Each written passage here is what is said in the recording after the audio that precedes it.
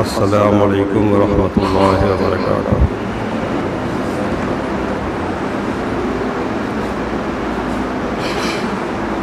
الحمد للہ رب العالمین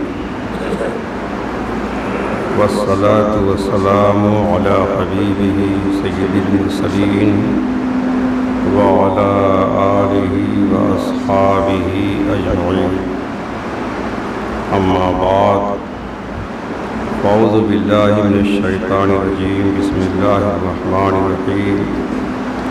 ما کان علی النبی من حرج فیما فرض اللہ لہ، سنۃ اللہ فی الذین خلوا من قبل، وکان امر اللہ قدرا مقدورا۔ آمنت باللہ، صدق اللہ العظیم۔ انتہائی عقیدت و محبت کے ساتھ بارگاہ رسالت میں درود و سلام کا ہدیہ پیش کریں۔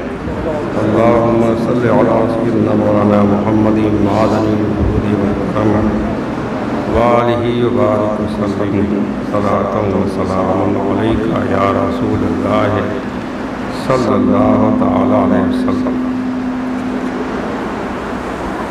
حضرات، اللہ کے پیارے حبیب رحمت عالم نور مجسم صلی اللہ تعالی علیہ وسلم کی پاک مقدس زندگی انتہائی صاف، شفاف اور ہر کسی قسم کے عیب اور نقص سے پاک اور صاف ہے۔ اس کے باوجود بعض مخالفین آپ کی پاک زندگی میں نقص نکالنے کی کوشش کرتے ہیں۔ اعلیٰ حضرت نے فرمایا، وہ کمال حسن حضور ہے کہ گمان نقص جہاں نہیں، یہی پھول خار سے دور ہے، یہی شمع ہے کہ دھواں نہیں۔ یعنی آپ کا ظاہری حسن ہو یا باطنی حسن ہو، صورت کا معاملہ ہو یا سیرت کا معاملہ ہو، آپ حسن کے اعلیٰ درجے پر فائز ہیں۔ وہاں نقص اور کمی اور عیب کی کوئی گنجائش نہیں ہے، لیکن پھر بھی نقص نکالنے کی کوشش کی جاتی ہے، اور بعض مسلمان جو کم پڑھے لکھے ہیں اس سے متاثر ہو جاتے ہیں، ان کو تردد پیدا ہوتا ہے، شکوک و شبہات میں مبتلا ہو جاتے ہیں۔ تو جو مخالفین ہیں، جو الٹا سیدھا بکتے ہیں، ہم کو ان سے کچھ نہیں کہنا، ان سے کچھ کہنا بیکار ہے۔ ہم اسلامی بھائیوں سے گزارش کرتے ہیں کہ آپ ان کی باتوں سے کبھی متاثر نہ ہوا کریں۔ آپ کو شکوک و شبہات پیدا ہوں، کچھ تردد پیدا ہو تو اپنے علماء سے مل کر کے اپنے شکوک دور کر لیا کریں، شبہات دور کر لیا کریں۔ لیکن کسی کی بات سن کر کے پیارے آقا کی بارگاہ میں کسی نقص و عیب کا تصور بھی آپ نہ کریں۔ ہم نے آیت کریمہ پڑھی ہے، 22واں پارہ سورہ احزاب، آیت نمبر 38۔ اللہ تعالیٰ ارشاد فرماتا ہے، ما کان علی النبی من حرج فیما فرض اللہ لہ، سنۃ اللہ فی الذین خلوا من قبل، وکان امر اللہ قدرا مقدورا۔ اس کا ترجمہ یہ ہے کہ نبی پر کوئی حرج نہیں، صلی اللہ علیہ وسلم، نبی پر کوئی حرج نہیں اس بات میں جو اللہ نے اس نبی کے لیے مقرر فرمائی ہے، اللہ کا دستور چلا آ رہا ہے، ان میں جو پہلے گزر چکے اور اللہ کے کام مقرر شدہ اندازوں پر ہوتے ہیں۔ یہ آیت کا ترجمہ ہوا۔ اس آیت کے تحت خزائن العرفان میں ہے کہ انبیاء کرام علی نبینا علیہ السلام کو نکاح کے باب میں وسعتیں دی گئی ہیں، بڑی گنجائش اللہ نے دی ہے کہ 200 سے زیادہ عورتیں ان کے لیے اللہ تعالیٰ نے حلال فرمائیں۔ یہود اور منافقین حضور کے زمانے ہی میں جو یہود تھے مدینے کے اور جو منافق تھے وہ اعتراض کیا کرتے تھے کہ پیغمبر اسلام صلی اللہ علیہ وسلم دوسروں کو تو صرف 4 بیویاں کرنے کی اجازت دیتے ہیں، لیکن اپنے لیے یہ پابندی نہیں ہے، زیادہ رکھتے ہیں، یہ کہاں کا انصاف ہے؟ اس کے رد میں یہ آیت نازل ہوئی اور اعتراض کرنے والوں کو کہا گیا کہ اگر پیغمبر اسلام نور مجسم صلی اللہ علیہ وسلم پر کثرت ازواج کی وجہ سے، زیادہ بیویاں رکھنے کی وجہ سے تم اعتراض کرتے ہو، تو حضرت داؤد علیہ السلام جن کی 100 بیویاں تھیں اور ان کے پاس 300 کنیزیں تھیں، اور حضرت سلیمان علیہ السلام جو اللہ کے مقدس پیغمبر تھے، ساری دنیا کے بادشاہ بھی تھے، ان کے عقد میں 300 بیویاں تھیں اور 700 کنیزیں تھیں، ان پر تو تم اعتراض نہیں کرتے، انہیں نبی مانتے ہو، زبور اور دوسرے صحیفوں میں یہ باتیں درج ہیں، تو تمہیں چاہیے کہ ان پر اعتراض کرو اور ان کی نبوت کا بھی انکار کرو۔ تو بات یہ ہے کہ حضرت داؤد علیہ السلام اور حضرت سلیمان علیہ السلام یہ بنی اسرائیل ہی کے نبی تھے۔ حضرت اسرائیل یہ حضرت یعقوب علیہ السلام کا نام ہے، حضرت یعقوب علیہ السلام کی اولاد کو بنی اسرائیل کہتے ہیں، اور حضرت یعقوب علیہ السلام کے صاحبزادوں میں حضرت یوسف علیہ السلام بھی اللہ کے نبی تھے۔ یہ بنی اسرائیل کے سب سے پہلے نبی حضرت یوسف علیہ السلام، حضرت موسیٰ علیہ السلام بھی، یعنی حضرت یعقوب علیہ السلام سے لے کے حضرت عیسیٰ علیہ السلام تک جتنے نبی ہوئے ہمارے حضور کے علاوہ سب بنی اسرائیل میں ہوئے، صرف ہمارے حضور بنی اسماعیل میں ہوئے، سب بنی اسرائیل میں ہوئے۔ تو چونکہ حضرت داؤد علیہ السلام یہ یہودیوں کے نبی ہیں، حضرت سلیمان علیہ السلام بھی ان کے نبی ہیں، اور سب سے بڑی مکار قوم یہود کی ہے۔ دنیا میں جتنی بھی آگ لگتی ہے، فساد ہوتا ہے، فتنہ ہوتا ہے، اختلاف پیدا ہوتا ہے، سب کی جڑ یہ یہود ہیں، یہی ورغلاتے ہیں۔ تو ہمارے حضور کے زمانے میں بھی یہی یہود منافقین کو سکھاتے تھے، مشرکین کو سکھاتے تھے، اعتراض سکھاتے تھے، وہ جا کے حضور سے سوال کرتے تھے، اعتراض کیا کرتے تھے۔ تو ان یہود نے منافقین کو بھی خود سکھایا اور خود بھی اعتراض کرتے تھے، منافقین بھی کرتے تھے۔ تو قرآن کریم نے کہا کہ یہ تو اللہ کا دستور ہے کہ اللہ نے انبیاء کو نکاح کے باب میں وسعت دی ہے، گنجائش دی ہے۔ تو سلیمان علیہ السلام کو اللہ نے اتنی گنجائش دی کہ ان کے عقد میں 300 بیویاں تھیں اور 700 کنیزیں تھیں ان کی۔ حضرت داؤد علیہ السلام کو اللہ نے اتنی گنجائش دی کہ ان کے نکاح میں 100 بیویاں تھیں، 300 کنیزیں تھیں، ان پر تم اعتراض نہیں کرتے ہو، ان کی نبوت کا انکار کر کے دیکھو، ان پر اعتراض کرو۔ ہمارے حضور نے تو صرف 9 بیویاں ایک ساتھ رکھی ہیں، کل شادیاں 11 کی ہیں، ان پر تو اعتراض کرتے ہو، جبکہ عرب کا عام ماحول تھا 10 11 12 شادیاں لوگ کیا ہی کرتے تھے اس زمانے میں۔ تو جو چیزیں اللہ تعالیٰ نے اپنے نبی پر حلال کی ہیں، کسی کو اعتراض کا حق نہیں پہنچتا۔ حضور صلی اللہ علیہ وسلم سے پہلے بھی اللہ تعالیٰ نے انبیاء کرام علیہ السلام کو خصوصی رخصت عطا فرمائی تھی۔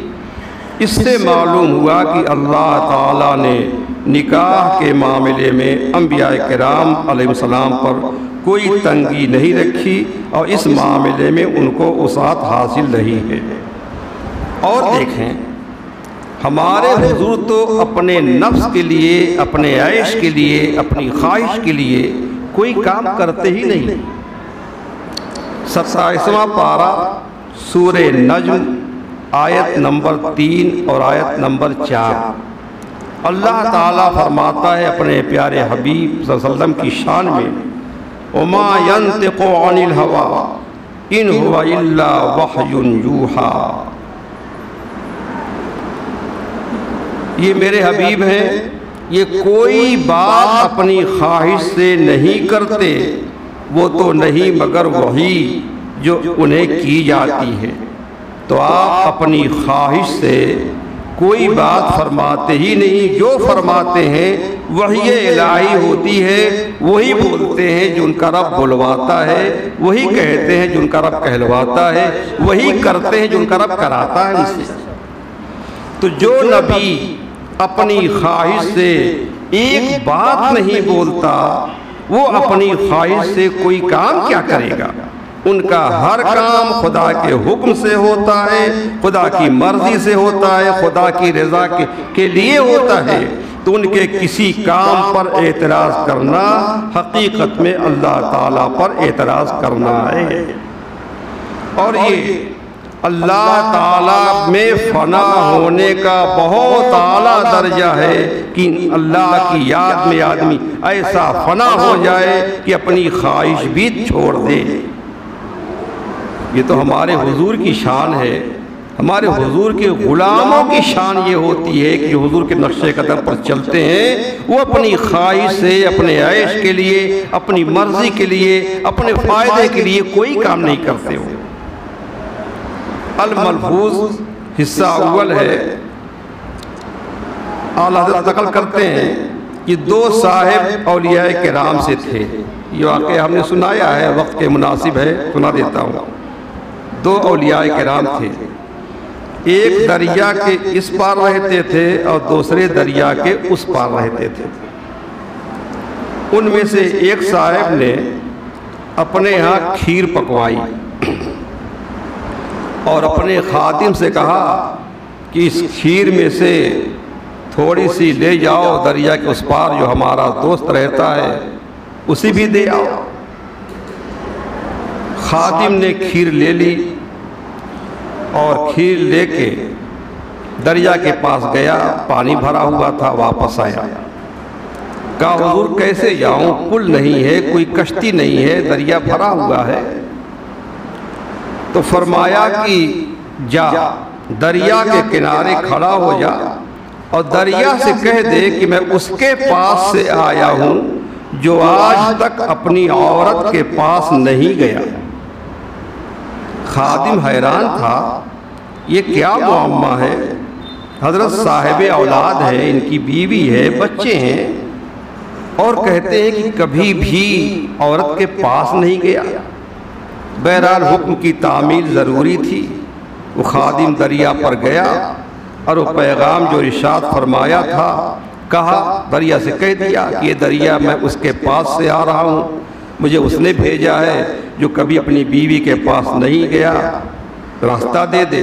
دریا نے فوراً راستہ دے دیا، پانی خشک ہو گیا، وہ خادم گزر گیا۔ جا کر کے اس اللہ کے ولی کو جو اس پار رہتے تھے کھیر پیش کر دی، انہوں نے کھیر کھائی، اللہ کا شکر ادا کیا اور کہا کہ ہمارا سلام اپنے آقا سے کہہ دینا۔ بہت بہت شکریہ، اس نے کھیر بھجوائی، ہمارا سلام اپنے آقا سے کہہ دینا۔ خادم نے عرض کی سلام تو جبھی کہوں گا جب دریا سے پار اتروں گا، دریا سے پار جاؤں کیسے؟ فرمایا جا دریا کے کنارے کھڑے ہو کر یہ کہہ دے کہ میں اس کے پاس سے آتا ہوں جس نے 30 برس سے آج تک کچھ نہیں کھایا، 30 برس سے آج تک کچھ نہیں کھایا۔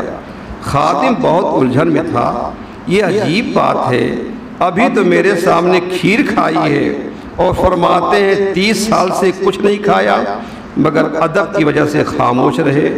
دریا پر آ کر جیسا فرمایا تھا کہہ دیا، دریا نے پھر راستہ دے دیا۔ جب اپنے آقا کی خدمت میں یہ خادم پہنچا تو اس سے نہ رہا گیا۔ عرض کی حضور یہ کیا معاملہ تھا؟ فرمایا دیکھو ہمارا کوئی کام کوئی فعل اپنے نفس کے لیے نہیں ہوتا، اپنے عیش کے لیے نہیں ہوتا، اپنی خواہش کے لیے نہیں ہوتا۔ ہم اپنے رب کے بندے ہیں، ہم ہر کام اپنے رب کے لیے کرتے ہیں، اس کے حکم سے کرتے ہیں، اس کے حکم سے کھاتے ہیں، اس کے حکم سے اپنی بیوی سے قریب ہوتے ہیں، اس کے حکم سے بال بچوں کی پرورش کرتے ہیں، تو اس کی رضا کے لیے کرتے ہیں، اس کے حکم سے کرتے ہیں، اپنے نفس کے لیے کوئی کام نہیں کرتے۔ تو حضور کے غلاموں کا یہ حال ہے، جنہوں نے حضور صلی اللہ علیہ وسلم کی اتباع کر کے یہ درجہ حاصل کیا ہے، تو ہمارے حضور کی شان تو بہت بلند ہے۔ ان کا رب گواہی دیتا ہے کہ میرا یہ حبیب اپنی مرضی سے کوئی کام کیا کرے گا، یہ تو اپنی خواہش سے ایک بات بھی نہیں بولتا ہے۔ تو حضور صلی اللہ علیہ وسلم نے جو نکاح فرمائے اور کئی خواتین کو زوجیت کے شرف سے نوازا، ان میں سیاسی اور قومی اور دینی حوالے سے بہت ساری حکمتیں پائی جاتی ہیں۔ معاذ اللہ کوئی نکاح کسی نفسانی جذبے اور خواہش کی بنا پر ہرگز نہیں تھا۔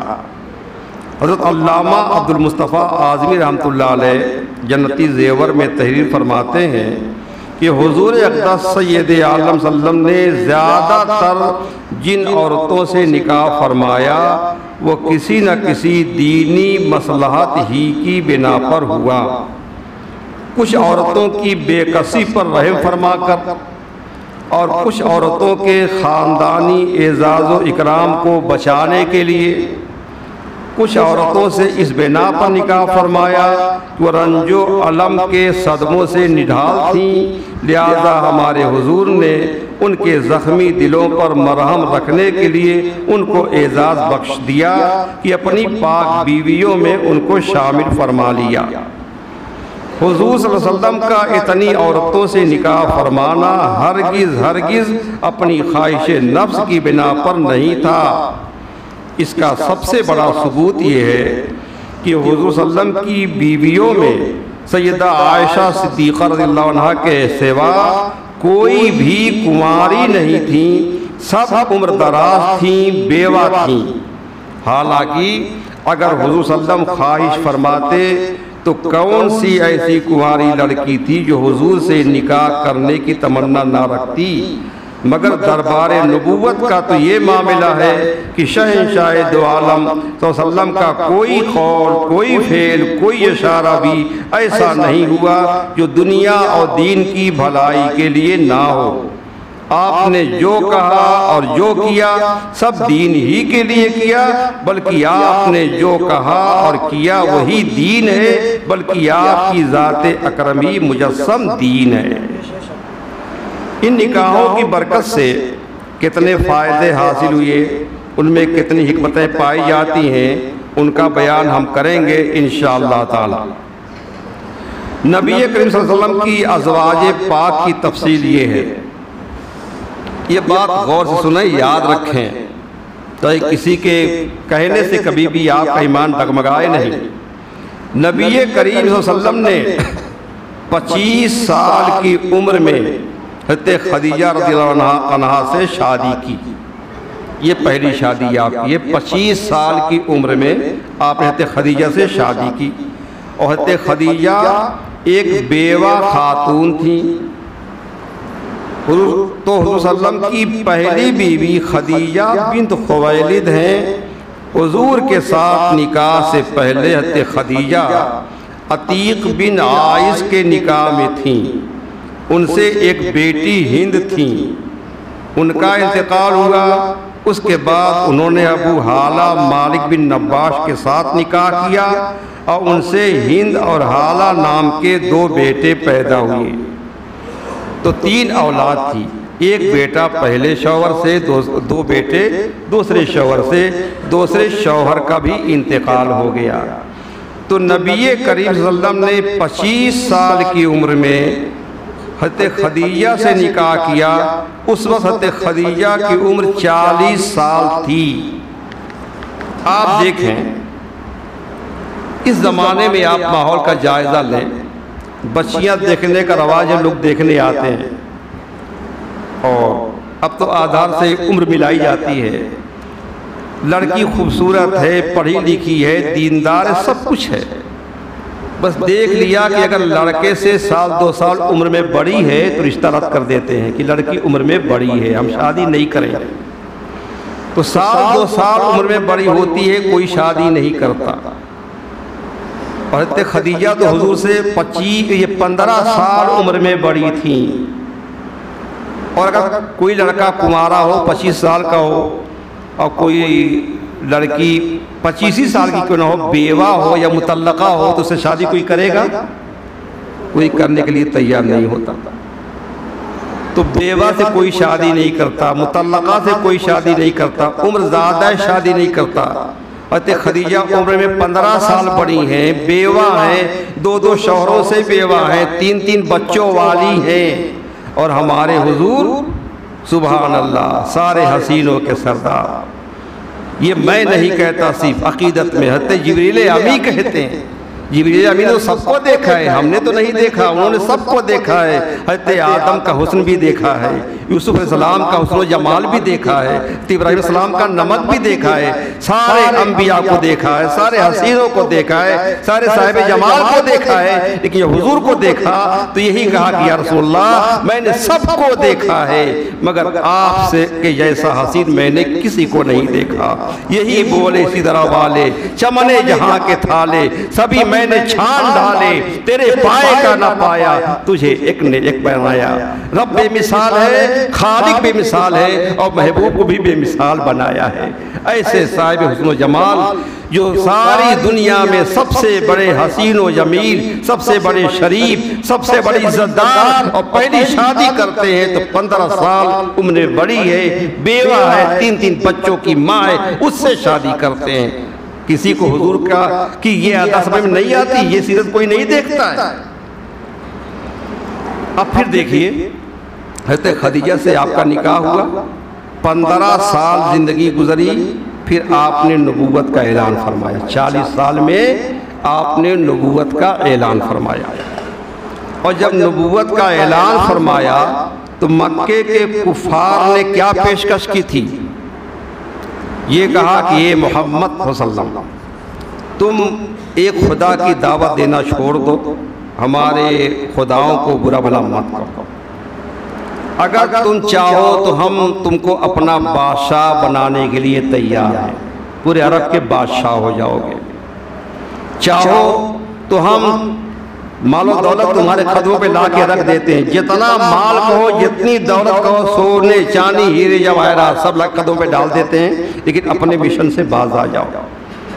اگر تم چاہو تو عرب کی سب سے زیادہ حسین و جمیل لڑکی آپ کے قدموں میں لا کے ڈال دیتے ہیں، آپ کے نکاح میں دے دیتے ہیں، آپ اپنے مشن سے باز آ جاؤ۔ مگر آپ نے کیا جواب دیا تھا؟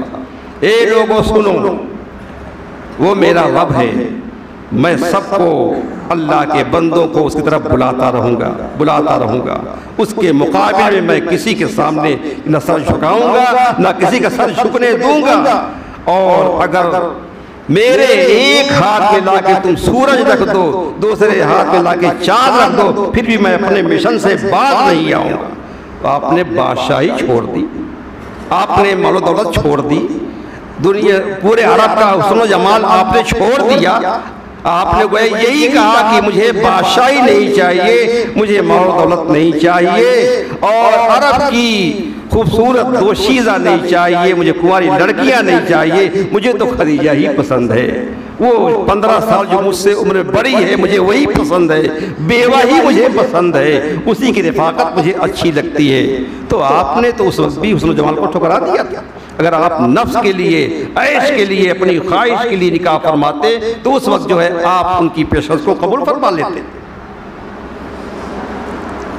تو حضرت خدیجہ سے آپ نے نکاح فرمایا، 25 سال تک حضرت خدیجہ ہی، صرف حضرت خدیجہ آپ کی نکاح میں رہی، اور حضرت خدیجہ سے اللہ کے رسول صلی اللہ علیہ وسلم کی 4 صاحبزادیاں ہوئیں، حضرت زینب، حضرت رقیہ، حضرت ام کلثوم، حضرت فاطمہ رضی اللہ عنہم، اور ایک صاحبزادے حضرت قاسم پیدا ہوئے، اور ایک روایت کے مطابق جو ہے 2 صاحبزادے جو ہے ان سے پیدا ہوئے۔ تو حضرت خدیجہ ہمارے حضور کے ساتھ 25 سال رہیں، اور ان کی موجودگی میں ہمارے حضور نے دوسرا نکاح نہیں فرمایا۔ معلوم ہوا کہ حضور کا نکاح کرنا کسی نفسانی خواہش کی وجہ سے نہیں تھا، کیونکہ نفسانی خواہش کا غلبہ زیادہ سے زیادہ 20 سے 50 کی عمر تک رہتا ہے، 20 سے 50 کی عمر تک رہتا ہے، اور آپ نے 25 سال کی عمر میں ایک بال بچوں والی بیوہ خاتون سے نکاح کیا، اور 50 سال کی عمر تک دوسرا نکاح نہیں کیا۔ اگر عیش و عشرت کے لیے، خواہش نفس کے لیے آپ نکاح فرماتے تو آپ جوانی میں کسی حسین کم عمر کنواری لڑکی سے نکاح فرماتے، بلکہ ایسی کئی لڑکیوں سے نکاح کرتے، مگر آپ نے ایسا نہیں کیا۔ حضرت خدیجہ کی وفات کے بعد جب آپ کی عمر 50 سال کی ہو گئی، ان کی وفات کے بعد پھر ہمارے حضور نے حضرت سودا سے نکاح فرمایا۔ حضرت سودا رضی اللہ تعالیٰ عنہ، جن کا ہم نے تفصیلی بیان کیا تھا، یہ بھی بیوہ تھیں، سکران بن عمرو رضی اللہ عنہ کے نکاح میں تھیں، ان کے بھی ایک صاحبزادے تھے، ان کے شوہر کا انتقال ہوا، ایک بچہ تھا ان کے پاس۔ پھر حضرت سودا ہی آپ کے ساتھ رہے، جب تک آپ مکہ میں رہے حضرت سودا ہی آپ کے ساتھ رہی، اور کوئی اور بیوی آپ کے ساتھ نہیں تھی۔ مکہ کی زندگی 53 سال کی عمر تک آپ کے حرم میں صرف ایک بیوی تھی، 25 سال حضرت خدیجہ، پھر 3 سال حضرت سودا۔